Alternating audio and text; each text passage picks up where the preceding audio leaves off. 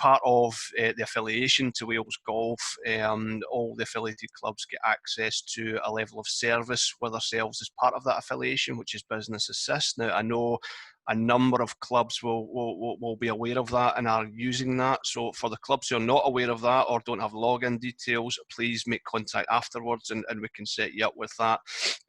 But that's the purpose. Obviously, we've been running now, I think we've been working with Wales Golf since, call it 2011, 2012, in both the health and safety and HR side of things. So it's been a very good relationship working with like yourself, Sandy, and obviously Richard. And yeah, as I said, that we're here to be leaned on for any health and safety and HR purposes. Obviously, the big key thing at the moment is COVID-19 and the return to golf, whether that's clubhouses, courses, pro shops. So that's obviously the purpose of this webinar. But if anyone's got any health and safety issues or questions or HR questions, we are here and on hand to assist in any way that we need to. Lovely. Thank you, Graham. Thanks for joining us today. And then David, if you just give a little bit about your role with Xact.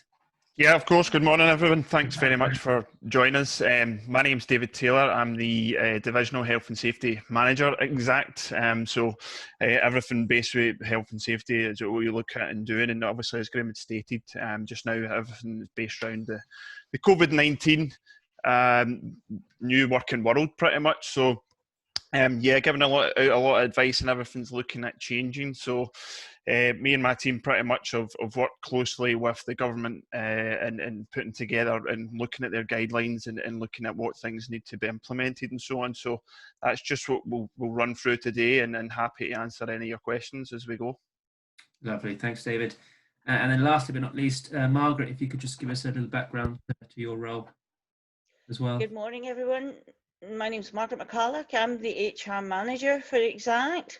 I've been with Xact for almost 4 years now, and I've come across just about every single HR issue you could think of. However, COVID is something entirely different. My HR team at the moment are actually covering all things COVID, to such an extent that when we get an ordinary HR query, we forget how to deal with it now. Everything's been COVID and COVID related, but we're happy to help you here. Lovely. Thank you very much, Margaret. So just before we get on to the questions, just to go through some of the sort of ground rules for our attendees. So at the bottom of your screen, you should see 3 options. So there'll be a Q&A option, a chat option, and a hands up. So as we go through the sort of questions today, if you've got any follow-up questions or additional questions you would like to ask that are popping into your mind, then please click on the Q&A function, type your question in, and then we will try and get to it as we go along. You can also do this in the chat function. If you really do want to make your voice heard, then there's the hands up function. If you pop your hand up, we will try and bring you off mute, and you can speak to the guys if there's something particularly complex or you want some form of clarity on something. So hopefully that's fairly straightforward. Please do interact as we go along, put in as many questions as you can. I'm sure, Ian, if you think it's a silly question, I'm sure someone else will be as well. So please, anything and everything, this is your chance to ask the guys these questions. As I'm sure you've seen, we asked you to send in your questions beforehand. So we've got a number of these lined up, which we will start with. And then, yeah, please do add in as we go along. So if we are ready, guys, we will start with the first question. So looking at the health and safety area and around clubhouse planning. So in view of the government regulations, clubs will be hoping to get clubhouses open again soon. But what should the clubs be doing to plan for the reopening, and what measures should be in place? I think this one's for you, David. Yes.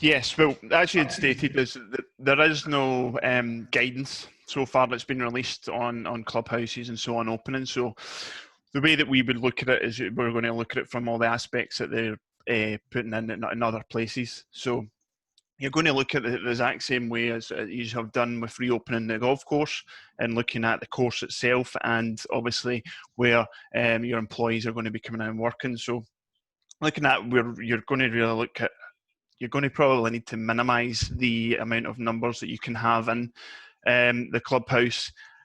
It is going to be very much reduced numbers, I would think, when we're looking at that, because I think the next thing that clubs will be able to do is actually look at outside, if they can do any of their services in an outside area and so on. And I really do think that that's where they're going. But if we're talking about actually looking inside the clubhouse, then it is going to be the same format as we've done for everything else. So you're going to need to require to carry out a risk assessment, look at the clubhouse, look at all the different areas and what you can, in the way that you're going to lay it out for people to come in.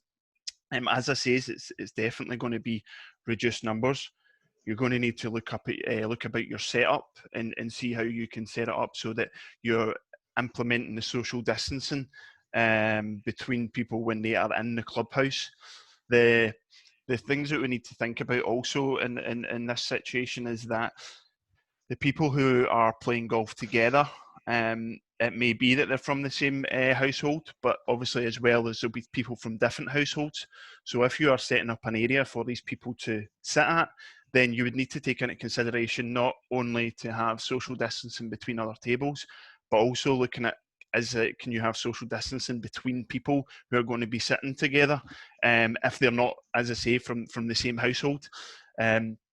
With that, it may be, you may have seen yourself as looking at, can you possibly put any sort of screening in place? And really looking at that, if you can put screening at tables so that you can obviously separate people if you can't have the 2 metre social distancing rule in place. You also need to look at here as well as that your staff. So it's not just all about protecting obviously people who are going to come in and use the clubhouse. You also need to look at how the staff are going to be protected when they are serving and so on. To the customers who are in there. So you need to look at, well, how are we then going to allow people to place orders?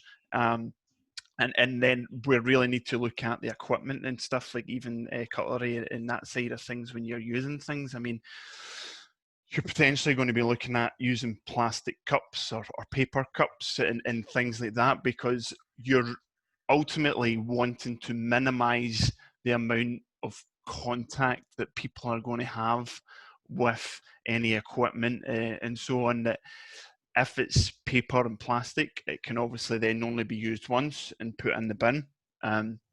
But if you're obviously using plates and glasses and so on, then you really need to look at, like, how are we going to clean and disinfect that? So the easiest way is to minimise that. And if I would see when the clubhouses are looking to open, you're going to probably look at that side of things.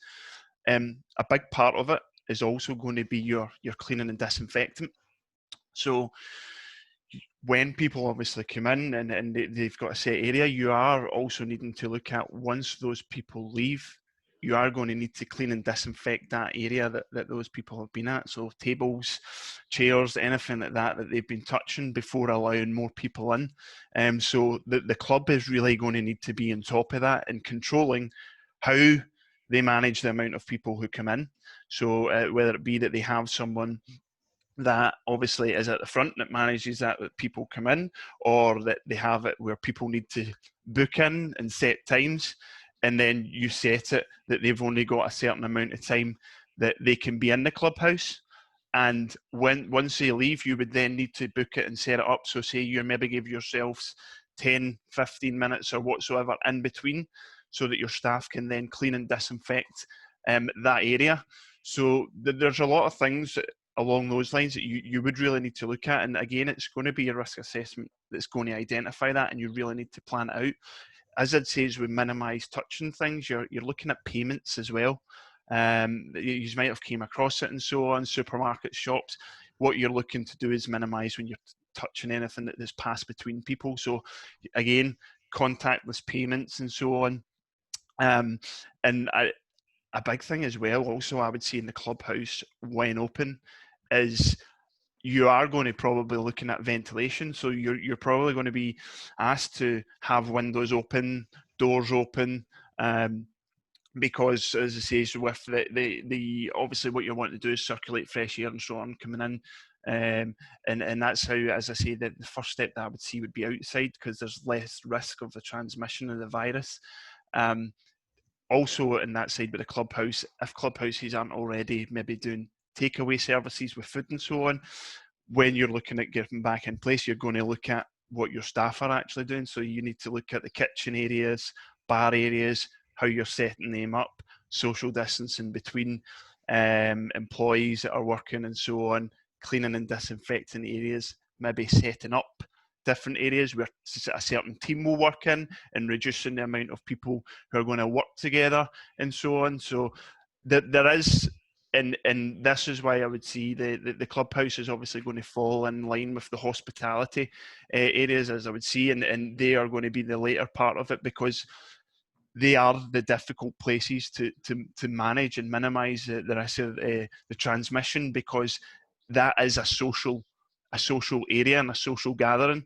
And what if you're then putting people in an enclosed space, then obviously that increases the risk. So looking at it, those are the type of things that I would see that would be looked at in place. However, as I say, obviously the government should release guidelines to give us more of a clear indication. However, if you're preparing, those would be the things I would be looking at, is doing a risk assessment, looking at the numbers, minimising the numbers and seeing how many numbers you can actually get in the place while including social distancing. And then, as I say, you're going to look at barriers, you're cleaning and disinfecting. Also, you're setting up hand washing stations and so on, hand sanitizer. You need to look at your toilets, how many people you can have in toilets and so on. So that as I said, there is a lot that will be thought about, and what you'll need to look at putting in place. And obviously the difficulty in that is reducing the numbers and so on, and putting all these measures in place.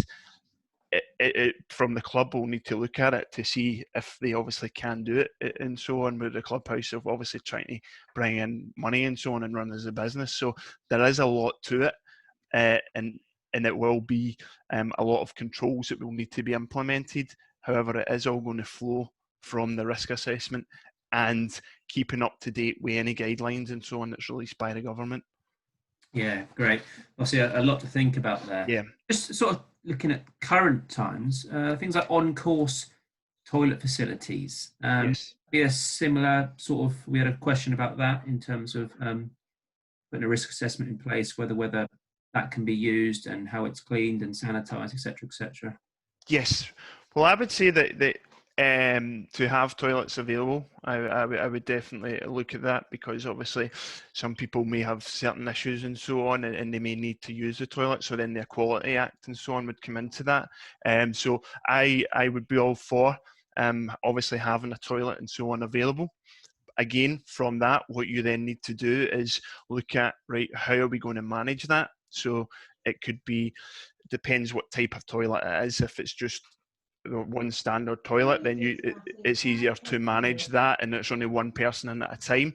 If it's a larger toilet, then you may want to set it up and put in that there is only one person allowed in at a time. Or if it's a large area, then you would look to identify how many people could go in there at any time while abiding to social distancing. So you might want to look at the urinals and stuff. If it's larger, you may want to close some off in the middle, so you've got some at either side. So that's maintaining the social distancing between people if they were getting in. The same with sinks and so on, closing them off and only having one, or if they're obviously at opposite ends, having them open, the ones in the middle closed. So again, it's really looking at the toilet and identifying, right, well, how many people could we potentially have in, or we're just going to keep it to one person. And you would look to manage that. If you could have someone oversee it, that it's maybe next to the clubhouse or where there is someone working, then you can obviously see that. If not, it may be that you would need to put out the rules to anyone that's coming on to the course anyway, and give them that information. And you maybe want to put up signs and stuff to emphasise on it, and maybe if it can obviously lock and so on, and it states that there's someone in there, then it's all the better. But it's all about how you're going to manage the courses, the toilets, and putting up, I would say, the information, giving it out. So on your websites, if you have them, I would always say that put that information out with regards to risk assessment, with what the club are actually doing for everything, including the rules, the new rules that are in place. If someone is maybe booking, phoning up, or so on, or they go through the process online, then it's giving that information and putting it across. And then when people come on to the course, again, it's putting across that information and having signage throughout, and making sure that people understand what they need to now abide to when they're on the course. So I am against toilets being open, you having them open, and making sure you've got those controls and you manage it. And then introducing your cleaning and disinfectant. The cleaning and disinfectant side is going to be introduced to the full club and what you're going to be required to do, and it would be the same with the toilets, that you're maybe going to look at setting times throughout the day where you're going to be getting in and cleaning and disinfecting all this types of touch points and everything. So yes, I would say that you can have toilets open, and it's just genuinely of assessing it and putting in the controls, and then ensuring that the controls that you've put in place are communicated across to anyone who's coming on to play in the course or coming into the area. Yeah, perfect. Yeah, a lot to think about there for the clubs. I hope that's been really useful. Just moving on, are clubs going to be assessed by a local health and safety officer? If so, when might that be? Well, I would say that potentially yes. The HSE, the Health and Safety Executive, have been given more money, and they have been to obviously be able to come and carry out spot checks, and they are encouraging people to, what you would say is, whistleblow and speak to the HSE if they are witness where they're in places where they are not abiding or putting in controls that have been asked by the government. So I would say that there is a potential there, because they are obviously going out to look to enforce and make sure that places are abiding to the rules and so on that they should be following. When this would be, I would say that you wouldn't be notified of it. It's just going to be spot checking, and it can potentially happen at any time just now. Definitely, I would, if the clubhouses and so on started to open back up, and what we spoke about earlier, then I would say there's even a bigger chance of them coming on site, because that's a higher risk area, and so they will be doing it. It's, as I say, there's no guarantee that it would come to your club. However, they could just decide to turn up, or if they get any information given to them by anyone, then they'll come up, but they won't tell you when they're going to come on site. They'll just turn up. Just to add to that, Sandy, it's Graham. Obviously, all the Welsh clubs will be aware that the councils in Wales over the last couple of years have been running inspections at clubs. I think just about every club in Wales has had a visit, either for the greenkeeping aspect of it or the bar and cellar aspect of things. So just kind of taking that question one step further, and they're already on the radar of the councils with regards to those inspections. So if anything, especially like David said, opening the clubhouse and things like that, and having those social distancing measures, I think that's only going to increase the spotlight on these businesses in terms of the clubs themselves. So I would say it would be highly likely that there's another kind of some sort of kind of initiative again in terms of that side. So as I say, when and that is, or whether you're notified in advance, then that's obviously that'll be. We'll see how that pans out. Yeah, and I guess there's two elements to this. Is the one, you want to protect your business and keep it open, so you need to do everything right in that respect, and also you want to protect your staff and the members using the facility. So there's them two very important elements which needs to be taken into consideration. Yeah, from that side of things, I would always say that if obviously the local authority or whoever may turn up, from the club's point of view, I would say that you want to be confident that you obviously know what you've put in place and looking at your risk assessment and all your controls, and you know why you've put things in place. I would say if you're confident in that and you can put that across, then really, like, from my point of view, that's what I would always be. That I'd be like, here's our risk assessment.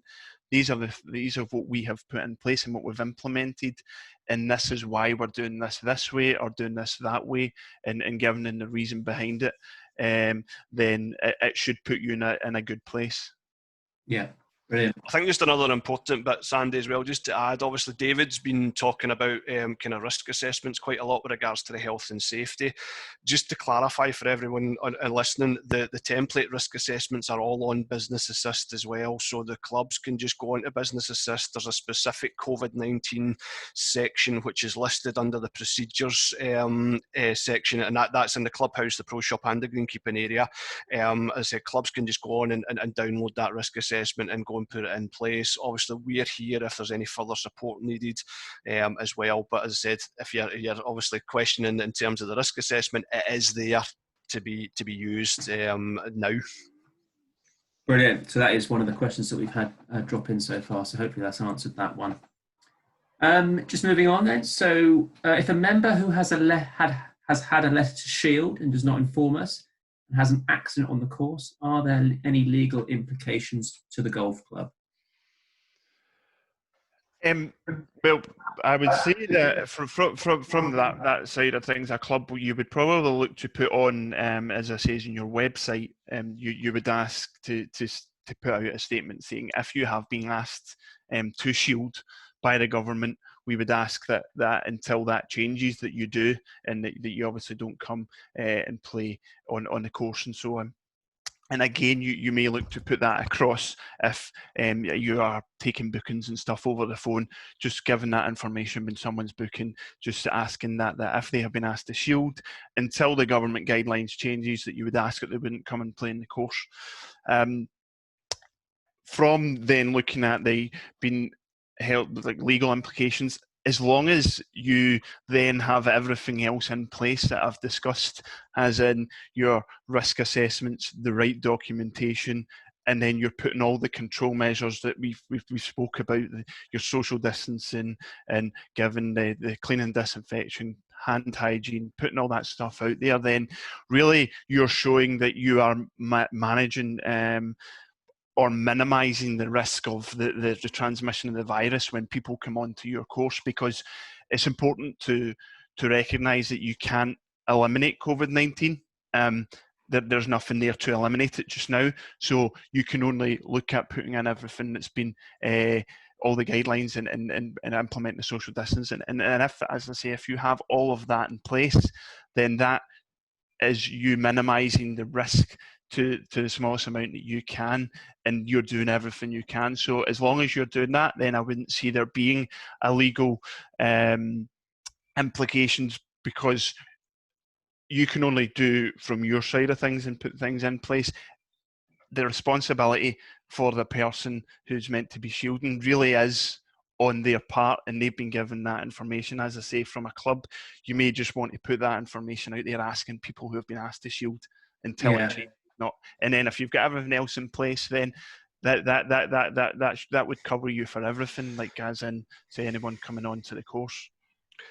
David, just to kind of add to that a wee bit, one of the other questions that I had seen coming up, obviously, with Scotland and Wales probably at the moment, there's that kind of, they've mentioned a restriction of 5 miles of travelling. Obviously, it's a recommendation. I'm assuming then for obviously all the people watching that 5 mile category would fall into the same kind of category as the shielding, in that it's the person's responsibility as long as the club's doing everything they can with regards to COVID-19. Is that fair? Yes, I would say the exact same thing, and again, it's maybe putting out that a wee spiel on that on your website or whatever, asking people to abide by that. But everything that I just say is, as long as you're looking to manage everything, then and putting that information out there, then I would say that would be the responsibility in the clubs. I couldn't see them doing more, and physically checking people's license or so on, telling them addresses and stuff. That isn't reasonably practicable for the clubs to be carrying out. So definitely, as I say, as long as they cover everything from the health and safety aspect with the risk assessments and all that side of things, then yes, you can only give that information and ask people to abide by it. Yeah. But you can't look to enforce that. That would be the responsibility of that person. Taking that a wee bit step further as well, Sandy, I'm probably stealing your thunder a wee bit here, but in terms of the chat function, someone's asked about a self-declaration form or something like that. What would you advise for or against that? Because clearly you're obviously identifying that there's a risk there, so is that an issue by doing that? Well, from that side of things, is obviously the change now that has went on. I would state that it is asked that you put all your information out on your website, so your risk assessments and so on. If you have a website, you should be looking to put that on there. And I would expect that clubs are, with everything they're putting in place, is pretty much, there's new rules that their members or anyone who's coming on to play that course must follow. So I would be looking that the club is going to give those rules out to the members and so on to read through and to agree that they're going to abide to. And you may wish to just document and say and put on there and as well on the website is that if anyone is shielding, we ask that while the guidelines by the government is that you stay in shielding, that you do not come and play our course, and that you look to stay to the 5 miles. Again, it's just about putting that information out there. I would say that there's no way of you enforcing it. I would put that across in your rules that you're giving out to members, to giving them everything that's changed at the club that they must look to abide to. And really, it's then you as a club can say that, well, we've gave all that information and asked people to do this. However, it's not reasonably practical for the club to then check absolutely everything. And there's no way that they can even check that someone's meant to be shielding or not anyway. So yeah, as long as the club gives out that information, from the club's point, you go, well, we're happy that we've given all our members and anyone who's coming to play that information. And I would say that's definitely good enough, and that's all that you could reasonably practically do. Yeah, brilliant. Thank you. So just moving, so a lot of clubs will obviously have staff on furlough, or they will have and do rely on volunteers. And I think we'll probably start bringing you into this as well, Margaret. But just from a health and safety element, what sort of responsibility do clubs have for volunteers out on the golf course? And what might training look like for them courses, just from that health and safety element? Yes, well, with regards to volunteers, volunteers would fall under the exact same as you are looking at them as an employee. You would still have the same rules and the responsibilities to what you have to employees as to volunteers. Then from the training aspect, it's maybe a little bit more. You need to obviously ensure that anyone that you're bringing in and anything that they're going to be carrying out is that they have the sufficient training to be doing that job. So you would obviously need to look at what they're going to be doing, and you would be looking at keeping it at the kind of lower risk scale and things that they may be carrying out. I mean, with the side of things with the COVID-19, it's going to be the exact same training that you're going to be giving out to your employees. So you're going to need to give them training on COVID-19 and just obviously putting across the information of what COVID-19 is, how it's transmitted and spread, and then what you're obviously going to be looking at is giving them any sort of training on the risk assessments and the control measures that the club have put in place, and really giving them that training, and then also putting across to them that if they are unwell, have any of the symptoms, then they shouldn't come into the course. And that's the exact same that you would do for your employees. You would the clubs must look to put in obviously a sickness procedure and really enforce that and give that training out to employees or anyone else, even members who or anyone coming to play the course. Again, you're going to put out the information to state, if you have any of these symptoms or are feeling unwell, then please do not come on to the premises. So yeah, with regards to volunteers, obviously it can work quite well in this situation. However, you have all the responsibilities that for volunteers that you do for for employees, and it can be difficult in that, from that side of things, because you will then need to ensure that you've given them all the right tools to do the job that they're doing, and that you are confident that they can do it safely because of all the information that you've given them across. And as I say, that's going to include risk assessments, and not just for COVID-19. You're actually looking at the jobs that they're going to be carrying out. Clubs still have a responsibility to be managing all other health and safety aspects that they previously they previously had before COVID-19. COVID-19 is just an add-on to health and safety. It doesn't supersede it. So, and this is a big thing that I'm need to get across, is that although clubs are looking to manage and minimise COVID-19, you all still have the responsibility of managing all other health and safety aspects. So it's just to keep that in mind, that you may look at COVID-19 and put everything in place for that, and someone may come out and say the local council may come out and check your COVID-19 procedures and see you have everything in place, but they could potentially notice something that isn't in place with something else in health and safety, and that would leave you open on that side. So it is very important that you manage everything that you've been managing currently, and COVID-19 is introduced into that. And then it's the same with volunteers, is that you have the responsibility, just like your employees, to give them all the correct information, all the correct training, and all the correct equipment and so on to do the job safely. Lovely.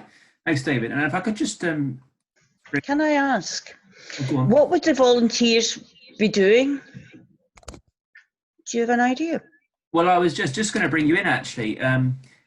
In terms of an HR impact, so if you are bringing in volunteers who may be taking on work that a paid member of staff, so for example, you furloughed some of your greenkeepers, but you've got volunteers who say, look, I'll come in and help cut some hedges and do a little bit of mowing while you... I'd be wary of that.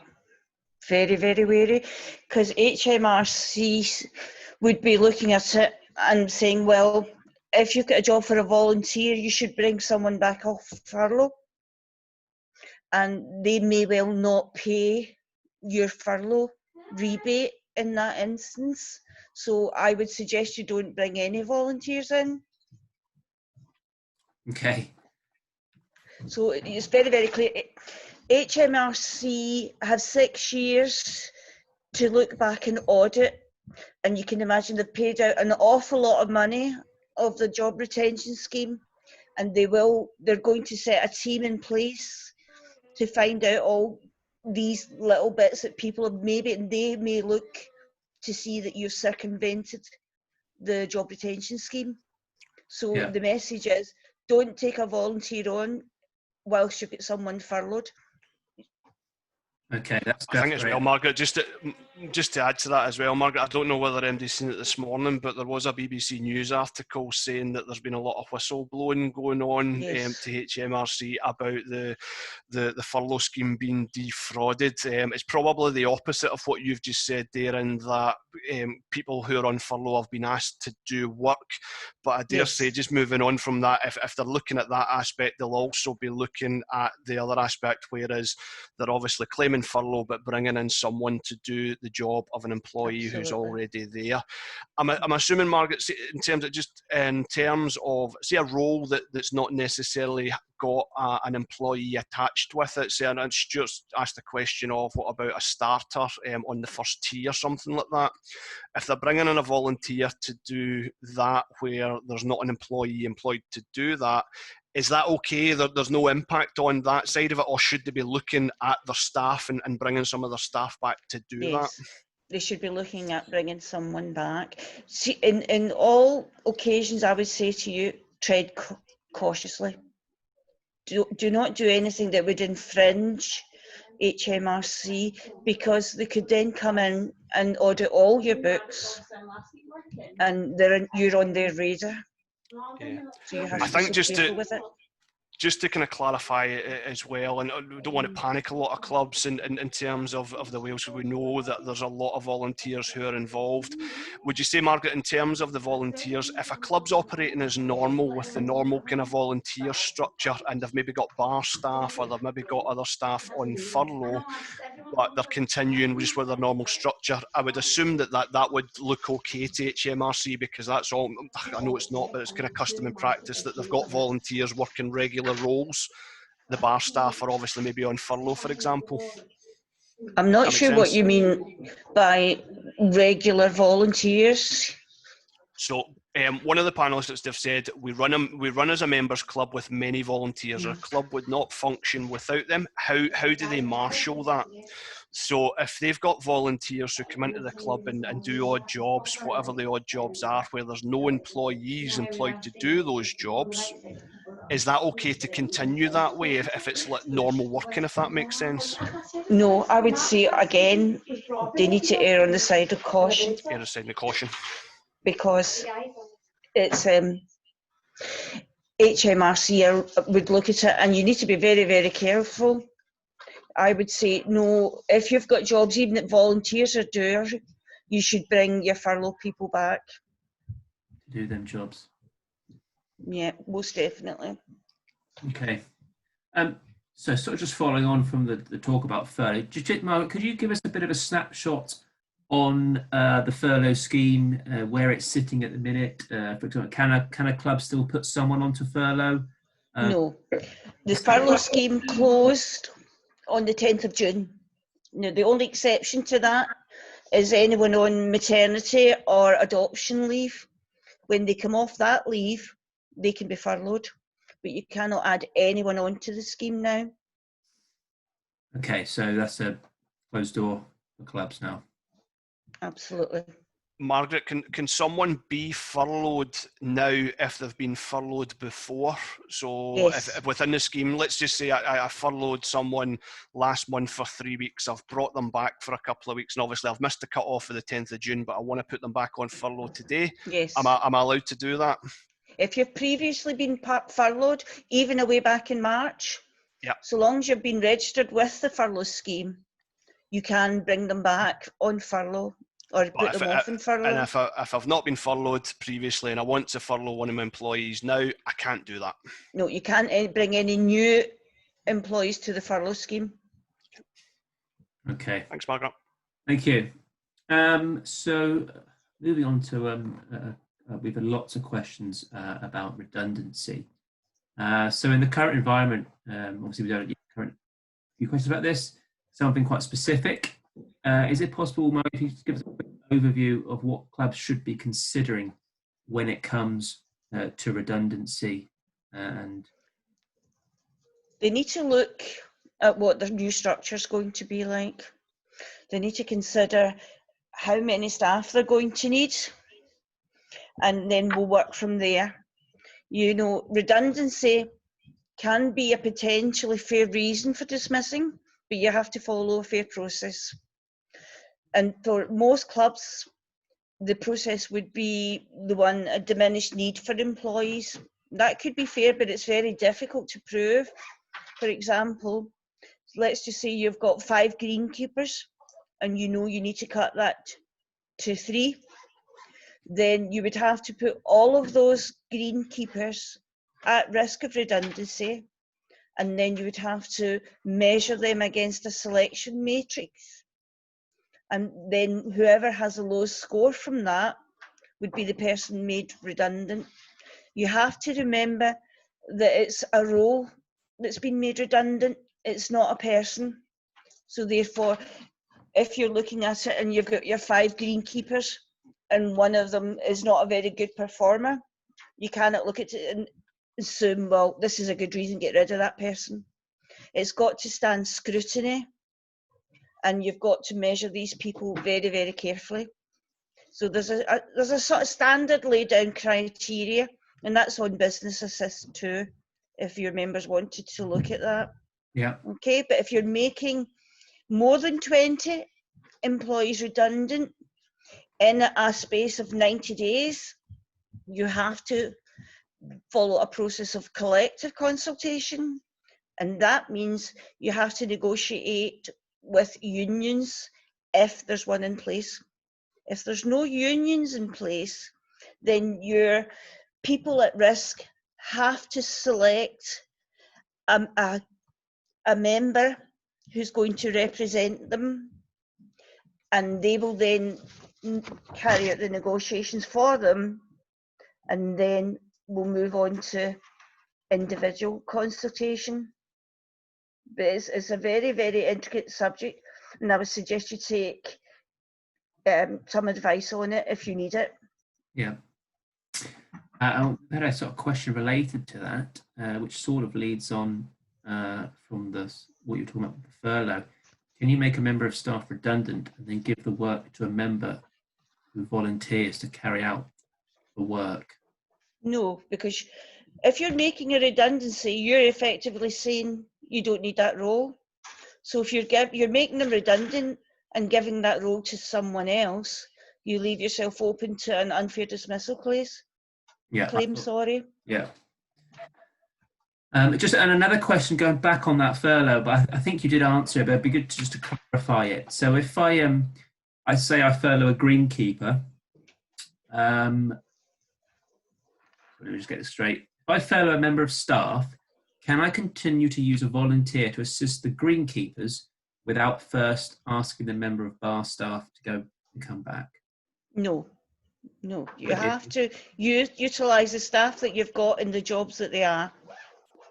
Even if they're not specifically suited to that role, they would have to come back and then change. You retrain. If you do. Sorry, say that again. So they'd have to come back and retrain, as it were. You'd have to. Oh no, I'm sorry. Sorry, I didn't catch that question. So you mean if you've got a member of bar staff? Yeah. And who's on furlough? Yeah. And you've got greenkeepers? Yes. They're furloughed too? Yes. So you furloughed a member of bar staff. You're currently using a volunteer to assist with the greenkeepers. Can you continue to have that volunteer assisting with the greenkeepers without bringing that member of bar staff off? Yes, at the moment, that's not the bar staff's job. Yeah, but I guess, does that change slightly if you've also furloughed a member of the greenkeeping staff?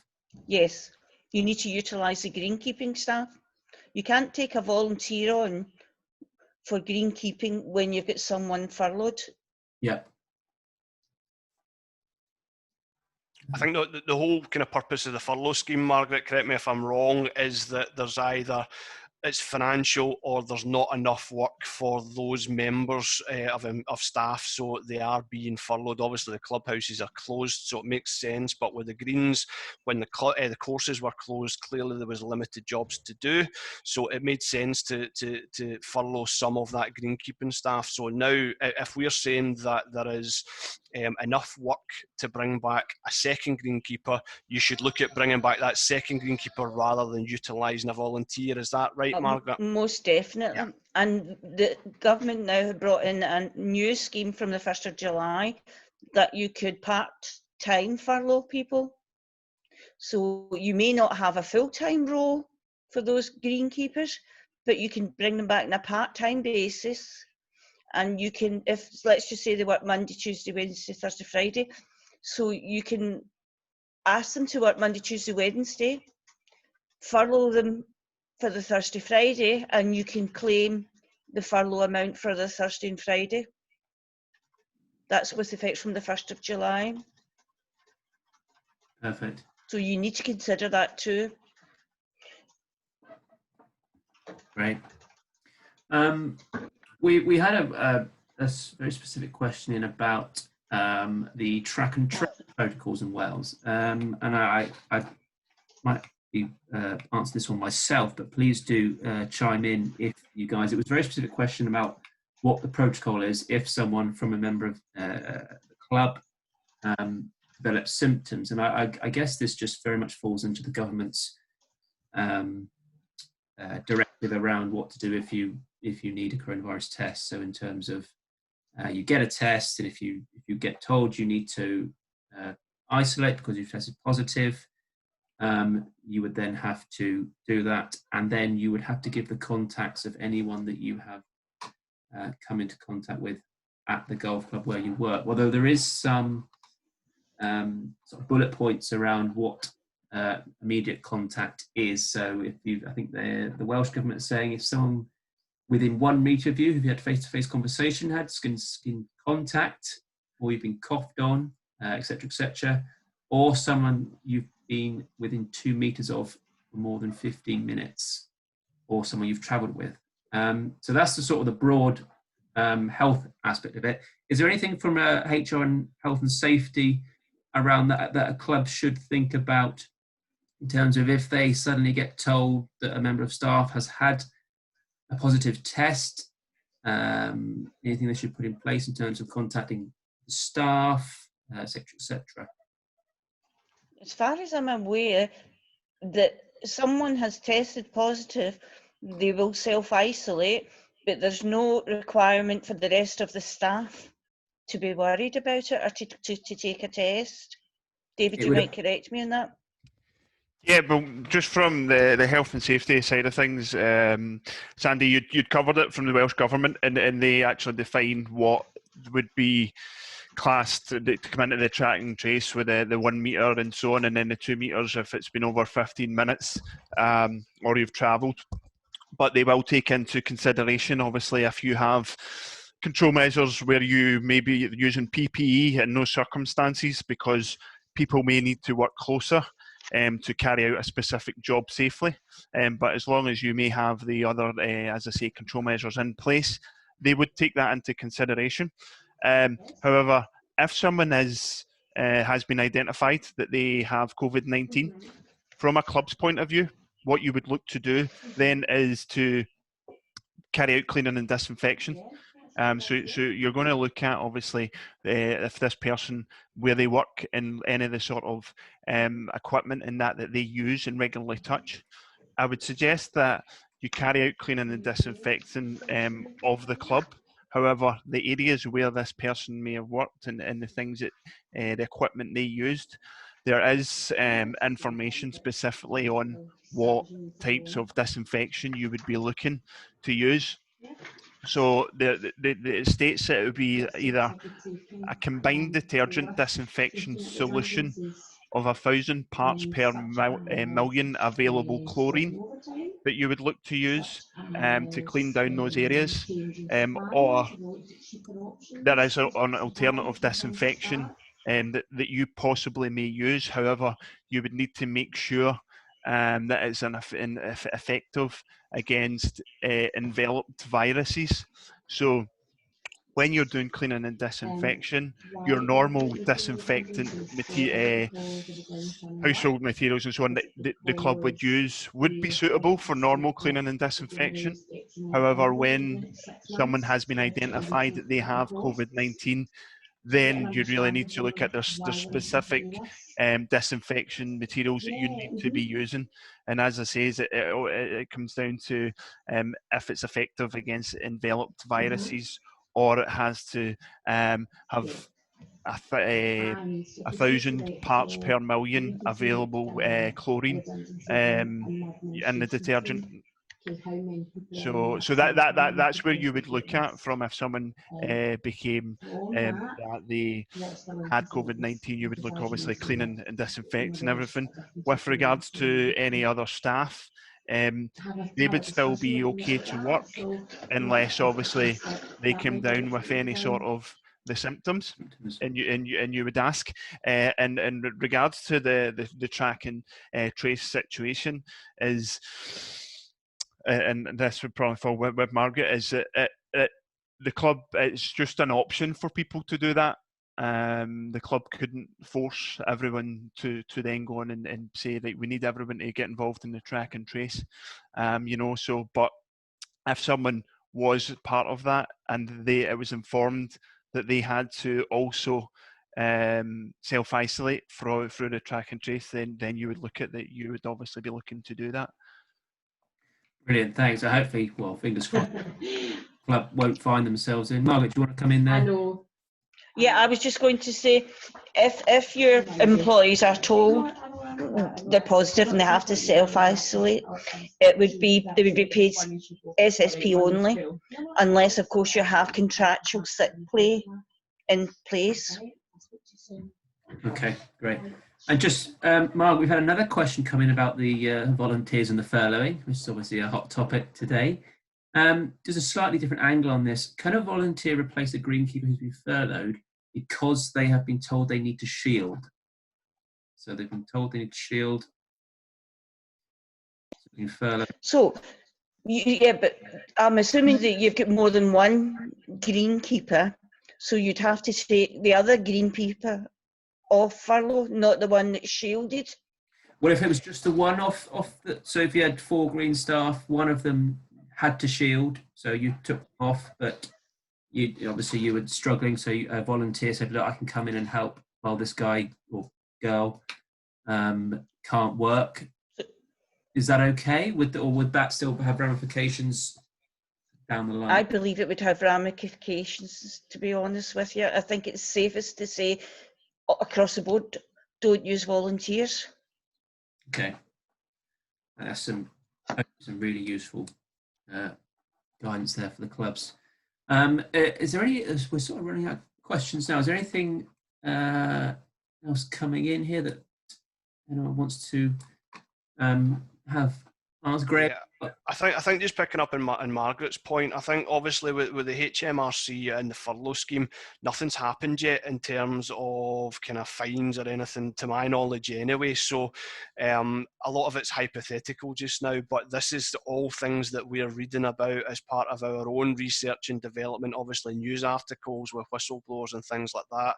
Clearly it's a lot of money that the government are paying out and things like that as well. So the scheme is going to be scrutinised and it's going to be watched over to make sure it's being fairly used and things, and obviously that's where it's going to come down. So once things start happening and fines start getting handed out, if that's the route they go down, then that's the potential where things become a lot more black and white. All we can do is give our opinion at the moment based on what we think HMRC possibly do, but it's obviously it's the club's risk to take in terms of what they want to do. If they're uncomfortable, if they're unsure about anything in relation to any of the topics that we've covered, then all the advice and the best practice, the documentation, that's all on Business Assist for them to go and have a look at themselves. Now, obviously, we also, as well, a lot of the clubs use us as to be the HR department or the health and safety department where we come out. So if you feel that you need to have a chat, whether it's to find out a bit more about what we do as a business in the partnership with Wales Golf, feel free just to get in touch. We have done a lot of work, especially around the COVID-19. So whether it's getting the club ready for reopening the certain sections, or whether it's getting the staff ready for coming back to work. I mean, one of the big things that David himself was working on was a COVID-19 e-learning course, which you can put your staff through. And that basically explains to the staff all their responsibilities when it comes to the hygiene of them, obviously their own personal hygiene, but also the procedures behind the hygiene aspect of things. Obviously, social distancing is going to be huge moving forward in our normal walk of life. So it gives all that, but more importantly, there's a certificate comes with that course as well once the employee has completed it. So if anything then does come back on the club on that, then they're able to demonstrate that they've done all they can with regards to training the staff on that aspect of things. So there's a number of things that we can help with. And as I said, we're only a phone call away if anyone needs anything. I think there's one of the, sorry, Sandy, it was just one of the things that had been put through to us, and it's not really been covered, was it had been asked with cleaning and so on with regards to loan equipment like buggies and clubs and stuff, and then looking at just talking to offices and washrooms and stuff like that.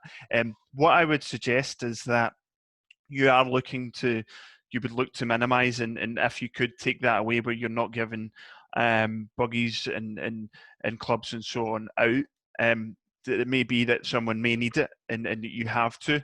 And then in that circumstance, what the club must make sure that they have is robust cleaning and disinfection measures in place.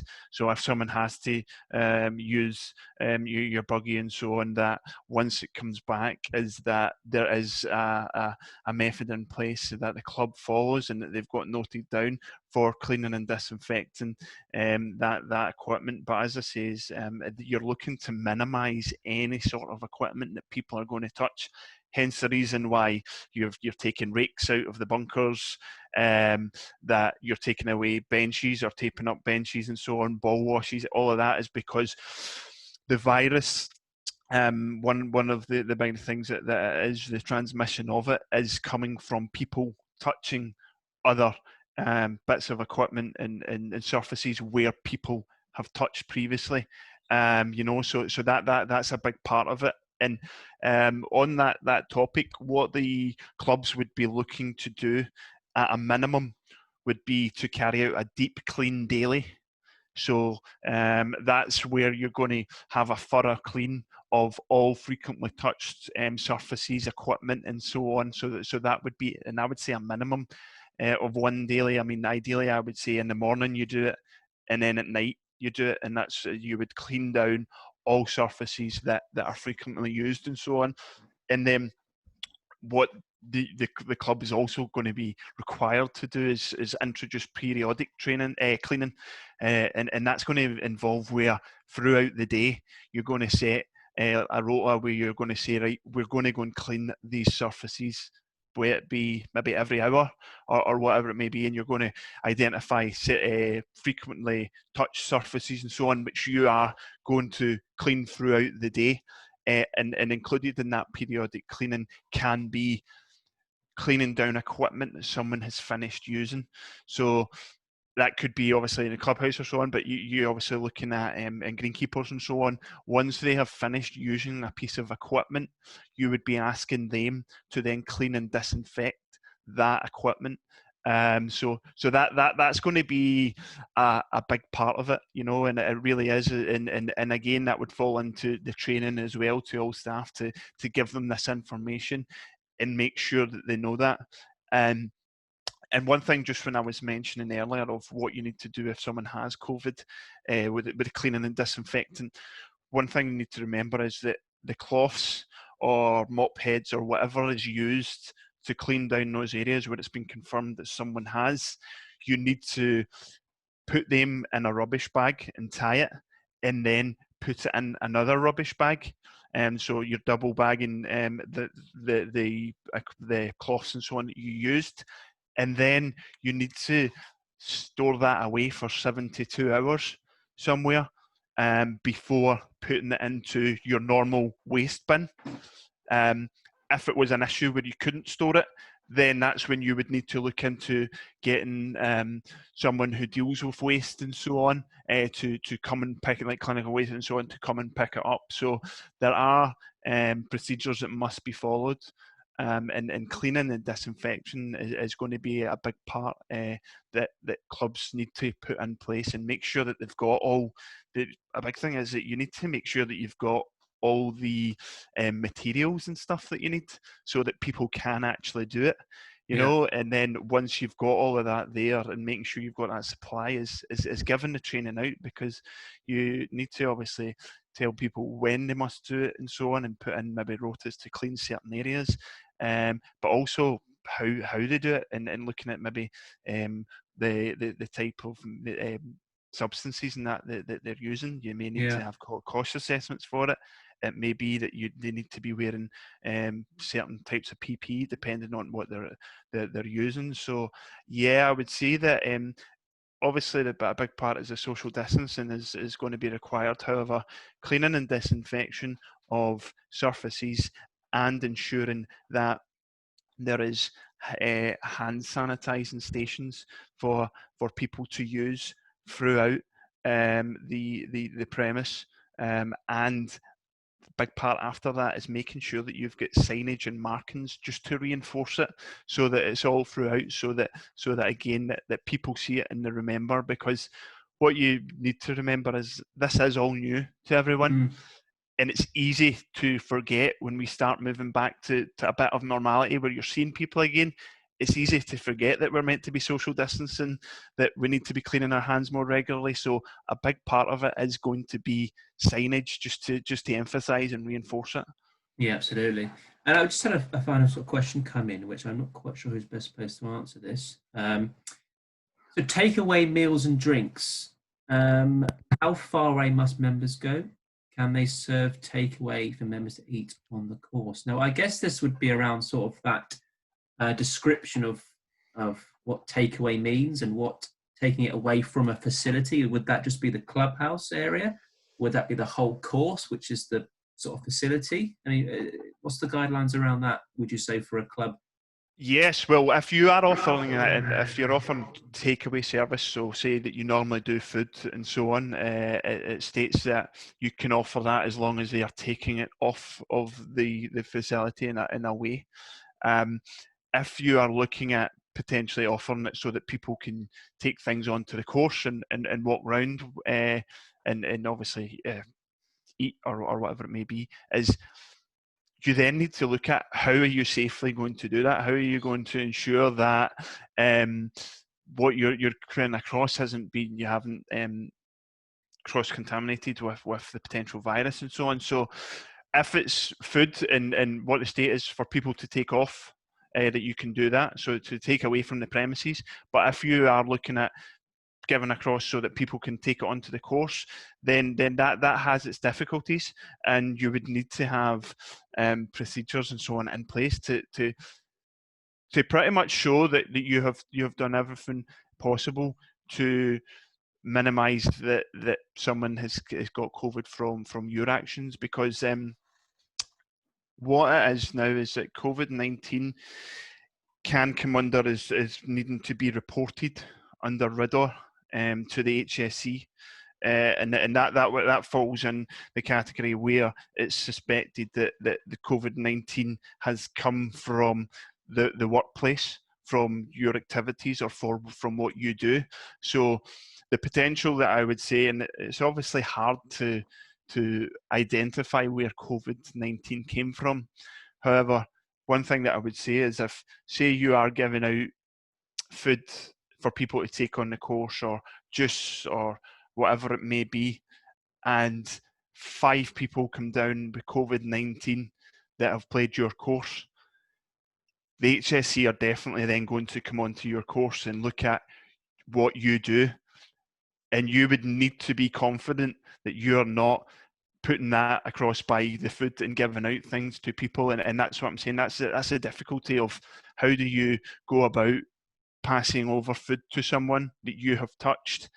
And the difficulty there as well is, you say, well, you use gloves, but when you put gloves on, you also then touch other things, which means the virus can be on the gloves. So I'm not saying that you can't do it, like I've given out, and it's for people to take around the course. I'm just saying that it has a lot of difficulties to control and manage. And if there were so many members that came down with COVID-19, what would be looked at is, well, what do these people have in common? They all go and play the same golf course. Then yeah, that it would be looked on, and you would expect that the HSE will come on, and one of the things that they would look at is what you're doing, and the potential is if you're giving out things to people handling it and so on. But they're the difficulties. You can do it as long as you manage it and you've got good procedures and so on in place, but it does have difficulties round about it. Yeah, and that definition of takeaway, I mean, in terms of being on your premises, I mean, would you be suspecting that the premise would include the golf course, or you'd have to take it across the... Yeah, what with the guidelines and so on that are out just now, Sandy, it's pretty much what it's for, is because what the government are doing is they are not promoting socialising at all. So the issue being is, if you're giving food, so takeaway food and drinks, and then people are staying on your course, then you would be seen as you're promoting socialising. Whereas if you're saying, well, we can control what other people do once they leave our premises, but if as I say, if you're giving them food and then they're hanging about on the premises, then again, the government are taking away, so they don't want that socialising aspect of it. When you're having people come on and play golf, you are controlling that aspect by saying, I think just now you're maybe the same in Scotland, but it's 2 people from different households or so on that can play together. And so you're two controlling how different many households, yeah. So 2 different households. So we can be up to a 4-ball now, but it has to be 2. 4-ball now, right? Yep. So you are controlling that aspect that you're saying, right? These people can play together, but they must social distance when they're going round about the golf course. If you give food and drink and then allow people to stay on your course, you're promoting socialising part of it, and that increases the risk of a transmission of the virus, and that wouldn't be okay at present, because what the guidelines are stating is that when someone finishes playing in your course, is that they leave your course straight away. So you can provide food and drink for a takeaway service as long as people take it away. You can obviously, as I say, you could give out, you may provide drinks or what for someone to go onto the course and use, as long as you're controlling that, because they're going on and playing the course and they need to abide by those rules, play golf and then leave. But you wouldn't be allowed to provide it and then allow people to stay on the premise at present with the guidelines. Yeah. However, I do feel that is a bigger potential that will happen before the clubhouse reopens, like that maybe having an outside area. But at present, you just can't do that. But I'm just saying, I would suspect that will be the next part that might come in, is that you may look at an out area where people can socialise, but you need to put everything in place. But just now, you can't have that. So just treat that with very caution. Yes, if someone, as I would say, if someone's coming to get food and so on, and they're not playing golf, you would say that they come and collect it and leave your premises, and they can't be on the course, they can't be round about it. If someone was getting some juice and that you are providing, and they're playing on the course, that's fine. But if someone comes off the course and they're taking something from your service, they must leave your premises once they've collected that. Yeah. Okay.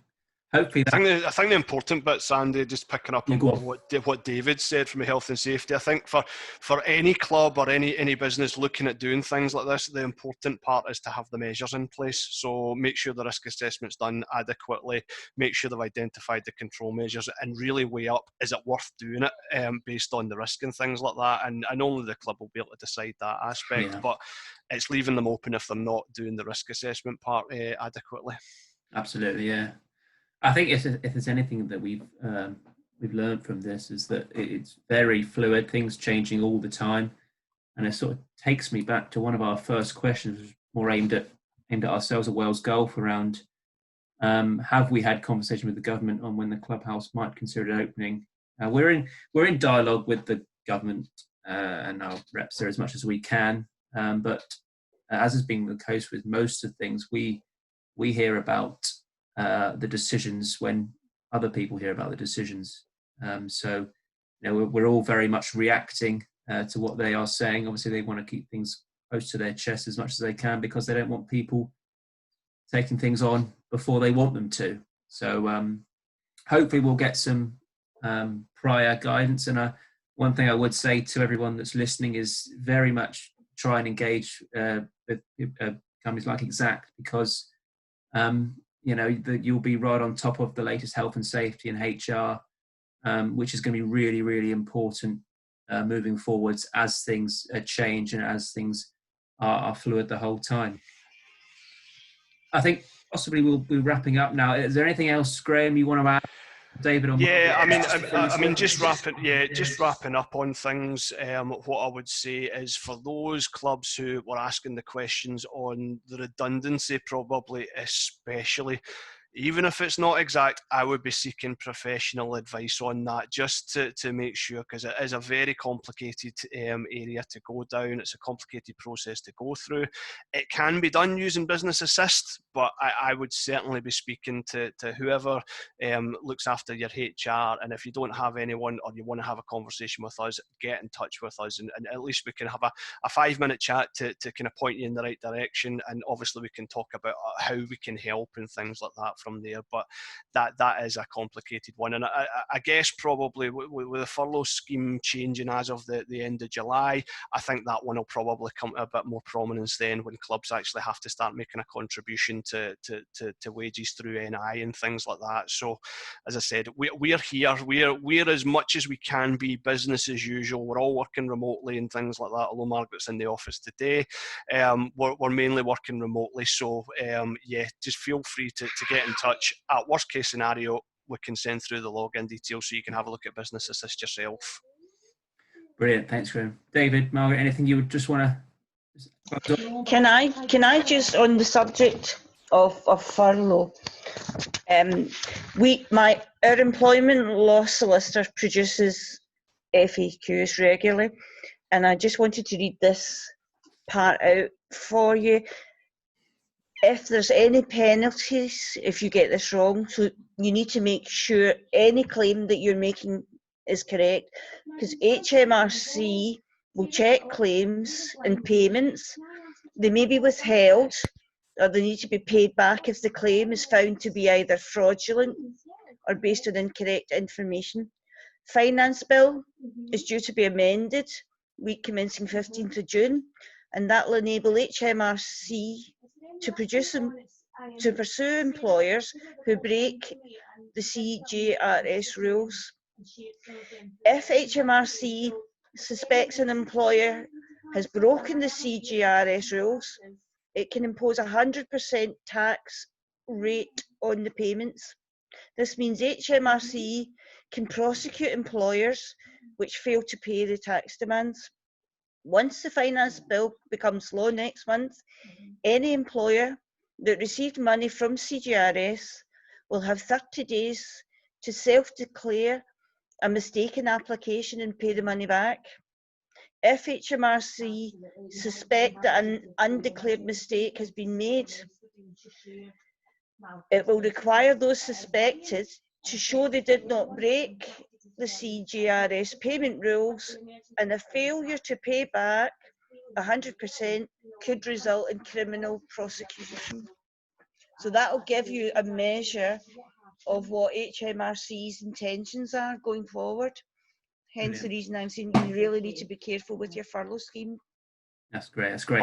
Margaret, just adding from that, what I think I'll do with that is, as part of the monthly newsletter, or maybe even a single bulletin, I think we'll send those FAQs out to the golf clubs so they can see it. So have a wee look out. We'll do that in the next few weeks with it's just a Word document with some FAQs, question and answers based on obviously what Margaret's read out and other kind of key areas. So I'll organise that to be sent out to all the Welsh golf clubs, Sandy.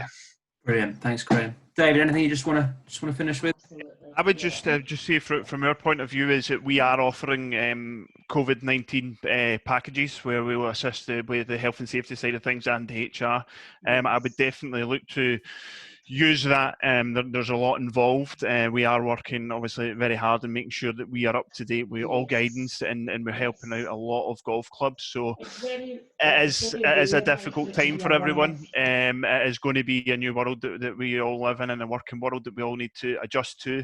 And we are here, as I say, to help and do anything that we can do. And we will look at putting together any documents and so on that's required. So even if you just want to have a wee chat and see what we can do, definitely phone us through and we'll help you out where we can.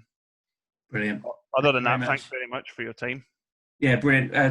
Graham, David, Margaret, thank you very much for joining us today. I hope everyone that's been listening in has found this very useful. I certainly have. I've learned a thing or two. Yeah, thank you very much for joining. We have recorded this session, so we will pop it up on the website and our YouTube channel, so you can come back, and if something you missed, you can have a look at that. I think just one more question. Is the staff training available now? Is there a cost? Yeah, so obviously, Xact, we offer a range of both health and safety and HR e-learning training courses. The COVID-19 specific one is up and is available now. If it's just the COVID-19 course that you're looking at, we charge a fee of £10 plus VAT per user.